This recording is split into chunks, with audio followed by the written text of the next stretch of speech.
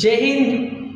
क्या हाल है आप सभी के। चलिए आज हम क्या लेकर आए हैं आज आपके लिए आज कुछ नया खास है, कुछ ना कुछ तो हम सीख के जाएंगे। देखें क्या है आज की क्लास में। चलिए सबसे पहले क्लास की शुरुआत होती है आज के सुविचार से।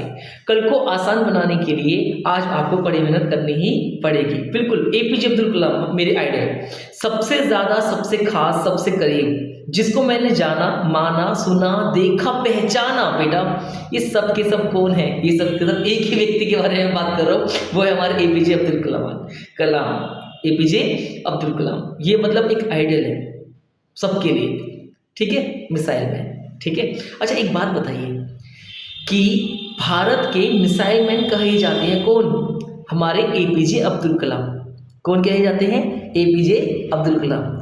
तो मिसाइल वुमेन किसे कहा जाता है? कमेंट बॉक्स में आंसर जरूर बताइएगा, ठीक है। आगे बढ़े क्लास की शुरुआत करते हैं। आज हम चैप्टर 9 क्लास के लिए लेकर आए हैं। चैप्टर कौन सा? पॉपुलेशन, जनसंख्या, जिसमें हम पढ़ने वाले हैं अच्छी सारी बातें, बहुत सारी चीजें हम पढ़ेंगे, ठीक है। चलिए देखिए सेंसस किसे कहते हैं? The official enumerations of population at a fixed interval of time is called census. मतलब जनसंख्या क्या होती है? जनसंख्या या आपने देखा होगा जनगणना। क्या है जनसंख्या या फिर जनगणना? देखिए पॉपुलेशन सेंसस में क्या फर्क होता है। जो आपकी जनसंख्या होती है ये एक टाइम इंटरवल, वो भी कैसे इंटरवल पे? टाइम इंटरवल, वो भी fix interval, fix time interval के अनुसार एक समय अंतराल में ही चलती है। ओके आप बताएंगे सबसे पहले फर्स्ट ऑफ ऑल इंडिया में पहली पूर्ण कंप्लीट सेंसस कौन सी तारीख को हुई थी, मतलब कौन से सन में हुई थी? समझ गए? कुछ चीजें आपको देखने की है, ठीक है। तो ये नियमित अंतराल में ही चलती है। ओके चलिए आगे बढ़े। सेंसस ऑफ इंडिया की बात करें तो the first census in India was done in 1872. However, a complete census was first conducted in 1881. Since then, it is conducted every 10 years. इन्होंने बताया इसके अंदर कि जो आपकी जनगणना होती है हर 10 साल में की जाती है। सबसे पहले इसकी स्टार्टिंग जो की गई 1872 में की गई, लेकिन ये कंप्लीट नहीं थी। क्या नहीं थी? ये कंप्लीट नहीं थी। उसके बाद में पूरी कंप्लीट जो जनगणना है वो 1881 से स्टार्ट हुई और हर एवरेज 10 ईयर्स के बाद में ये कंप्लीट जनगणना की जाती है। 2011 के बाद ये आखिरी जनगणना हुई थी, मतलब 2011 के बाद। इसके बाद अब होनी थी 2021 में, बट कोविड की वजह से इसको रोक दिया गया, ठीक है बेटा। चलिए आगे देखिए total population of India according to the census 2011। बेटा एक बात ध्यान रखना, हम अभी जितना भी डेटा सेंसस के बारे में पढ़ेंगे वो सबके सब 2011 की जनगणना के अनुसार होगा। किसके अनुसार होगा?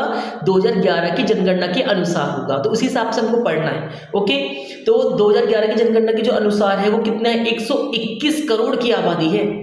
कितने करोड़ की आबादी? हम लोग 121 करोड़ की आबादी। लेकिन अभी एज ए करंट अपडेट देखी जाए तो उसके अनुसार हमने चाइना को पछाड़ दिया। चलो किसी चीज में तो हम आगे आए, जनगणना ही नहीं सही। ओके चलो देखो ये विश्व की जनगणना के 17.5% है। ओ माय गॉड, लगभग 20% आबादी ही मान लीजिए एक तरह से कि 20% लगभग भारत का, मतलब पूरे वर्ल्ड का 1/5 भाग विश्व का हमारे पास ही है, ठीक है। आगे देखिए मोस्ट पॉपुलेटेड स्टेट्स तो यहाँ पे आता है सबसे ज्यादा घनी आबादी वाले राज्य कौन से होंगे? सबसे ज्यादा घनी आबादी वाले राज्य कौन से हैं? यहाँ पे ध्यान दीजिए। सबसे पहले आता है अकॉर्डिंग टू सेंसस 2011 के अनुसार Uttar Pradesh is the most populous state, is the 199281477 population people, ठीक है, making up 16% of India's total population. अब यूपी के अंदर ही आबादी देख रहे हो आप कितनी है? 19 करोड़, लगभग 20 करोड़ के आसपास आबादी है। कितनी है आबादी? 20 करोड़ की आबादी है लगभग इसके अंदर। 20 करोड़, इतनी तो टोटल पूरी पाकिस्तान की भी नहीं है। अगर लड़ाई हो जाए ना भाई, यूपी वाले चले जाएंगे, अकेले जीत के लिए आएंगे। समझ गए आप मेरी बात को? बाकी को तो छूने की जरूरत भी नहीं पड़ेगी। तो देखिए यूपी क्या है? यूपी सबसे ज्यादा मोस्ट पॉपुलेटेड स्टेट है, ठीक है। लीस्ट पॉपुलेटेड स्टेट का मतलब क्या है? सबसे कम आबादी कौन से राज्य में पाई जाती है? तो सिक्किम सबसे कम आबादी वाला राज्य है, जिसकी जनसंख्या मात्र 6 लाख है। लगभग कितनी है? 6 लाख।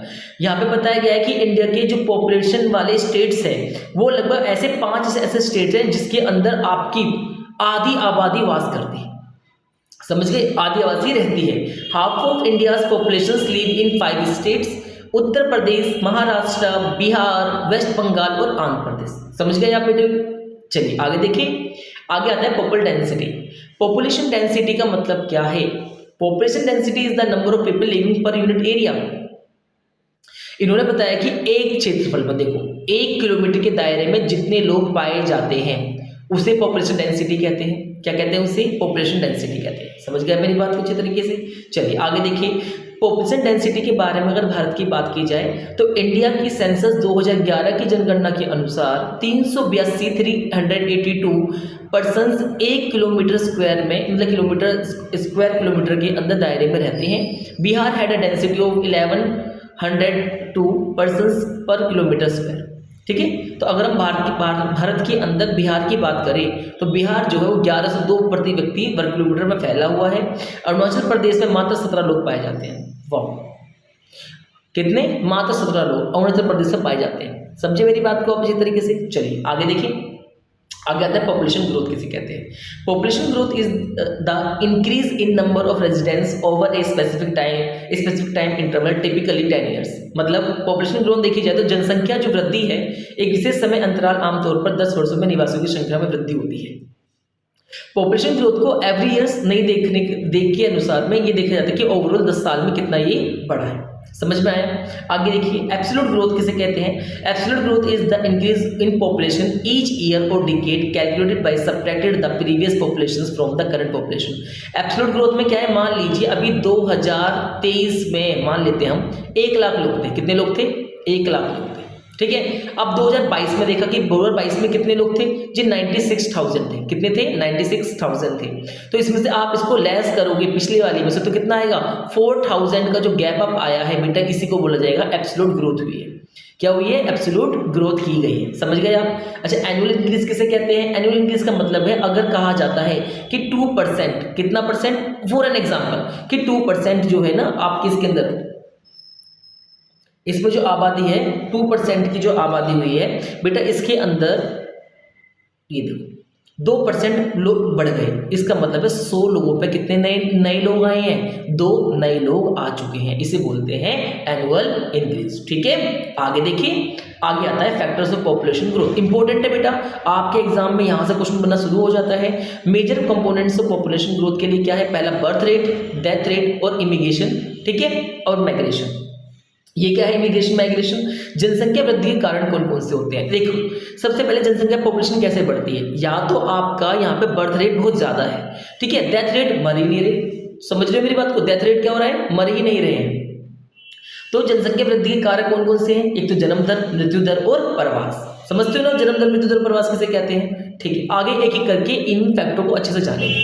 देखिए, बर्थ रेट किसे कहा जाता है? The birth rate is the number of live children born per thousands people in a year. मतलब जन्म दर 1 वर्ष में प्रति 1000 लोगों के ऊपर जीवित बच्चों की संख्या है। मतलब 1000 जीवित बच्चों पे 1 साल के भीतर, ध्यान रखना, विद इन 1 ईयर लिखा गया है। इसमें क्या कहा गया है? विद इन 1 ईयर, 1 साल के भीतर। ठीक है, 1 साल के भीतर जन्म लेने वाले बच्चों की संख्या 1000 बच्चों पे, उसे बर्थ रेट में इंक्लूड किया जाता है। डेथ रेट क्या है? यहाँ पे भी 1000 पीपल्स के अंदर लोग, मरने वाले लोगों की जो जनसंख्या है उसको डेथ रेट में इंक्लूड करते हैं।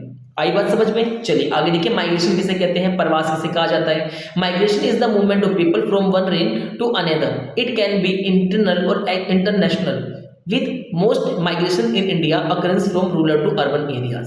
ये कहना चाहते हैं कि लोग काम की तलाश में, किसी भी चीज की तलाश में यहां से वहां जाते हैं। जाते नहीं जाते? बिल्कुल। दिल्ली जैसे शहर में ये बहुत बड़े बड़े महानगर हैं, जैसे दिल्ली, चेन्नई, कलकत्ता, मुंबई, ये 4 बड़े बड़े महानगर है भारत के अंदर। इन 4 बड़े बड़े महानगरों में लोग क्या करते हैं? नौकरी की तलाश में और भी किसी चीज की तलाश में यहां से वहां माइग्रेट करते हैं। बिहार से, यूपी से बहुत सारे लोग दिल्ली की तरफ प्रवास कर जाते हैं। तो दिल्ली की पॉपुलेशन क्या हो जाएगी बेटा? बढ़ जाएगी। तो यही बोला गया कि जो पॉपुलेशन ग्रोथ है वो इन 3 फैक्टर्स पर डिपेंड करती है, बर्थ रेट पर, डेथ रेट पर और माइग्रेशन पर। समझ गए? माइग्रेशन बहुत ज्यादा इंपॉर्टेंट है, यहां से आना और जाना भी होता है। ठीक है, चलो आगे देखिए, आगे आता है एज का स्ट्रक्चर।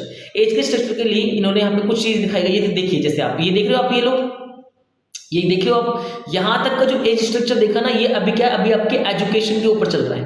किसके ऊपर चल रहा है बेटा? ये एजुकेशन। उसके बाद में फिर आप ये वाला स्टेज देखिए। ये वाला स्टेज कैसा है? ये वाला स्टेज आपका हो गया एल्डरली का। समझे मेरी बात को? क्या हो गया ये? एल्डरली हो गया, मतलब कि अभी आप वृद्ध हो चुके हैं। बच्चा पैदा हुआ, जब तक उसकी एजुकेशन चली वो पढ़ता रहा, तब तक उसका एजुकेशन पे खर्चा रहा। तो यहाँ पे एज स्ट्रक्चर को इन्होंने 3 हिस्सों में बांट दिया कि ऐसे चिल्ड्रन जो बिलो कितने हैं, 15 ईयर्स से, मतलब कि नॉट इकोनॉमिकली प्रोडक्टिव, ये देश के काम में नहीं आएंगे। अभी देश के काम में आएंगे नहीं आएंगे, ठीक है। तो बच्चे जो 15 वर्ष से कम है वो आर्थिक रूप से उत्पादकता नहीं कर सकते, समझ गए आप? यस, 15 साल से लेकर 59 ईयर्स के जो होते हैं ये बैकबोन होते हैं इंडियन इकोनॉमी की। बिल्कुल, किसी भी देश की इंडियन इकोनॉमी के लिए, जो अगर देश को देखा जाए तो वो डेवलप कैसे कर पाएगा, उसकी ग्रोथ ही तो करेगी कौन? उसकी पॉपुलेशन। तो पॉपुलेशन के ऊपर इन्होंने फैक्टर बनाया कि किसके ऊपर हमारे लिए प्रोडक्टिविटी आएगी, वो कौन सी वाली हुई? वही हुई आपकी बैकबोन वाली। मतलब कि बैकबोन वाली कौन सी है? 15 साल से लेकर 59 ईयर्स, 59 साल तक की एज, ठीक है, समझ गए आप? इसके बाद में आपकी जो एल्डरली है वो अबोव कितना हो जाता है? 59, क्योंकि इसमें 60 एज पर आते आते रिटायरमेंट आ जाती है, समझ गए आप? रिटायरमेंट आ जाती है। चलिए ठीक है, आगे देखिए, आगे आता है सेक्स रेशो। ध्यान रखना, 1000 महिलाओं पर कितनी? 1000 पुरुषों पर, गलती हो गई, 1000 पुरुषों पर महिलाओं की संख्या को क्या कहा जाता है? सेक्स रेशो कहते हैं। इसे लिंग अनुपात कहा जाता है। समझ में आया? लिंग अनुपात का मतलब क्या है? 1000 पुरुषों पे कितनी महिलाएं पाई जाती है, उसे सेक्स रेशो कहा जाता है, ठीक है। सेक्स रेशो अगर इंडिया की बात करें तो बेटा ध्यान रखिए, 1000 मेल्स पर 943 फीमेल्स पाई जाती है। ये पूरे ओवरऑल इंडिया की बात की जा रही है। केरल का जो सेक्स रेशो है वो 1084 है, मतलब वहां पे 1000 पुरुषों पे 1084, 1084 महिला, मतलब 84 महिलाएं एक्स्ट्रा हैं। मतलब वहां पे क्या, वहां के लड़के, केरल के लड़के जो है ना, वो क्या कर रहे हैं? वो लड़के स्वाइप कर रहे हैं, अब हटाओ, ये पसंद नहीं आ रही, इसकी हाइट छोटी है, ये ऐसा है, ये वैसा है, इसकी नाक लंबी है, ऐसे करे जा रहे हैं। कहाँ के लड़के? केरल के लड़के। कहाँ? क्योंकि बिकॉज वहां पे लड़कों की संख्या कम है और लड़कियों की संख्या क्या है? वहां पे ज्यादा है। लेकिन एज कंपेरेटिव टू दिल्ली देखा जाए तो भाई दिल्ली में तो लड़कियां कितनी है लड़कों पे? 866। इसका मतलब ये है कि लड़कियां कहाँ की? दिल्ली की लड़कियां लड़कों को स्वाइप कर रही है, हटाओ भाई, इसको हटाओ, इसको हटाओ, ये पसंद नहीं आ रहा, ऐसा नहीं आ रहा, वैसा नहीं आ रहा। समझ गए मेरी बात को? चलो आगे देखते हैं। आगे आता है लिटरेसी रेट। लिटरेट का मतलब होता है साक्षरता दर। साक्षरता दर कैसे कहती है? भारत सरकार ये कहती है, सिर्फ इतना कहती है भारत सरकार, कि जो बच्चा 7 साल का है और 7 साल से ऊपर कितने भी साल का है, 7 साल और उससे ऊपर कितने भी जो साल का है ना, उसके अंदर कोई व्यक्ति किसी भी भाषा जो उसकी मदर टंग है, मदर टंग कितनी, कौन सी? कोई सी भी उसकी जो मदर टंग है, जो 22 भाषा जानती है आप, मैथिली, संथाली, डोगरी, बोडो, तेलुगु, कन्नड़, तमिल, मलयालम, उर्दू, फारसी, है ना, ये वाली जो भाषाएं हैं, एक में से किसी भी भाषा को पढ़ सकता है, लिख सकता है, वो क्या कहलाया जाएगा? साक्षर कहलाया जाएगा। शिक्षित, एजुकेटेड और लिटरेट होने में बेटा फर्क होता है। तो आप लिटरेट बने या एजुकेटेड बने? आप एजुकेटेड बने, समझ गए आप? लिटरेट की जरूरत नहीं है। तो हमारी गवर्नमेंट क्या कहती है? हमारी गवर्नमेंट ये कहती है कि आप किसी भी भाषा को पढ़ सकते हैं और लिख सकते हैं, तो आप साक्षर कहलाएंगे उसकी नजरों में, ठीक है। तो इंडिया का लिटरेसी रेट क्या है? According to the census 2011 literacy rate is the 74.08%। कितना परसेंट? 74.08% है, जिसके अंदर अगर महिलाओं की बात करें और पुरुषों की बात करें तो मेल्स जो है वो 82.14% लेकर बैठे हैं, और जहां पर महिलाएं हैं वो 65.46% है। ये एक बहुत बड़ी दुख वाली बात भी है, क्योंकि शुरू से ही महिलाओं को प्रताड़ना की गई है। इतनी जितनी आज़ादी किसको दी जाती है? जितनी आज़ादी बेटा उनको नहीं मिलती, किसको? महिलाओं को। उतनी आज़ादी पुरुषों को मिलती है, इसी वजह से उनकी लिटरेसी रेट भी क्या है? लिटरेसी रेट ज़्यादा है, 82.14%। समझे? आगे देखिए highest literacy rate is India. Kerala के अंदर 93.9% है, समझ गए? भारत में सबसे अधिक साक्षरता वाला राज्य कितना है? केरल है। और लोवेस्ट लिटरेसी रेट में क्या देखा जाए? बिहार। देखो बिहार में इतना कम लिटरेसी रेट है, लेकिन दुनिया में भारत में सबसे ज्यादा आईएएस देने वाला भी राज्य कौन है? बिहार है, ठीक है। जियो रे बिहार के लाला, सुना है? तो देखो बिहार क्या है ना, बिहार जो आपका है ना सबसे मतलब गजब राज्य है भाई, मानो ना मानो, ठीक है। केरल, ठीक है, केरल पे है। आगे देखिए, तो अब आप एक चीज देख रहे हो, लिटरेसी रेट के मामले में केरल आगे, सेक्स रेशो के मामले में केरल आगे, तो मतलब है क्या फैसिलिटीज, और भी फैसिलिटीज के मामले में केरल बहुत आगे है, ठीक है। चलो आगे देखिए, आगे आता है डिफरेंट प्रोफेशंस। देखिए आपके माता पिता, मेरे माता पिता, मैं आपके बड़े भाई बहन, मेरे बड़े भाई बहन, या ओवरऑल जो भी इकोनॉमिक एक्टिविटी कर रहा है वो बेटा इन 3 सेक्टरों में से किसी एक सेक्टर में कर रहा होगा, प्राइमरी, सेकेंडरी और टर्सरी सेक्टर्स। आप लोगों ने इसके बारे में जाना भी है, आप लोगों को पता भी है प्राइमरी सेक्टर क्या होता है, सेकेंडरी सेक्टर क्या होता है और टर्सरी सेक्टर क्या होता है। ऐसा सेक्टर जो नेचर से डिपेंड होता है, बिल्कुल नेचर से डिपेंडिंग वाला सेक्टर है, उसे बोलते हैं प्राइमरी सेक्टर। प्राइमरी सेक्टर के बाद अब आते हैं हम सेकेंडरी सेक्टर में। बेटा सेकेंडरी सेक्टर में प्राइमरी सेक्टर कच्चे माल, रॉ मटेरियल के रूप में सेकेंडरी सेक्टर को माल प्रोवाइड करता है। सेकेंडरी सेक्टर क्या करता है, उसको रिफॉर्म कर देता है, समझ गए, एक न्यू प्रोडक्ट बना देता है। और टर्सरी सेक्टर क्या करता है, वो सेवा क्षेत्र है जो आपको सर्विसेज देता है। Is for an example, as a teacher मैं आपको पढ़ा रहा हूँ और मुझे जो भी अमाउंट पे होता है, मैं जितने भी पैसा कमाता हूँ वो मैंने कौन से सेक्टर से कमाया, सर्विस से, बिकॉज मैंने आपको सर्विस दी। समझ गए आप। आगे उन्होंने बताया कि वर्तमान के अंदर सेकेंडरी और टर्सरी ऑक्यूपेशंस इंक्रीज होते जा रहे हैं, बिल्कुल ठीक है। स्पेशली डेवलप्ड कंट्रीज के अंदर प्राइमरी ऑक्यूपेशंस को मोर कॉमन पीपल्स करते हैं, जैसे इंडिया है। समझे, आगे देखिए, चलिए हेल्थ आता है। हेल्थ इंपॉर्टेंट है। Health is crucial for development and the government programmes have improved the health status and reduce mortality in India. Bharat के अंदर मृत्यु दर को कम करना है, भारत के अंदर मृत्यु दर को क्या करना है, इसे कम करना है। समझ गए आप मेरी बात को अच्छे तरीके से। आगे देखिए, जुवेनाइल पॉपुलेशन मतलब कि किशोर अवस्था या किशोर जनसंख्या क्या है, जो 10 साल से लेके 19 साल के बीच में आती है। ये एक इंपॉर्टेंट ह्यूमन रिसोर्स है, बिकॉज सबसे ज्यादा काम कौन करके देगा, ये पॉपुलेशन को करके देगी, ठीक है, सबसे इंपॉर्टेंट है। समझ गए आप। तो इसलिए किशोरों को पोषण के लिए बहुत सारा, जैसे आपने सुना है मिड डे मील, ये स्कीम्स भी गवर्नमेंट ने चलाई है, ये सब चीजें इसमें चलाई जाती है। समझ गए। सरकार के लिए आप क्या है, सरकार के लिए आप एक असेट है, तो आपको असेट बनना भी है। समझ गए, आपको असेट क्या करना है, बनना है, ना कि लायबिलिटी। ओके, आगे देखें, नेशनल पॉपुलेशन पॉलिसी 2000 के अंदर चलाई गई। इसमें सरकार ने क्या बात बताई, इसने बताया 14 वर्ष से कम उम्र के बच्चों के लिए शिक्षा कैसे कर दी जाए, कंपलसरी। आपने सुना है सर्व शिक्षा अभियान, सब पढ़े सब बढ़े, सब पढ़े सब बढ़े।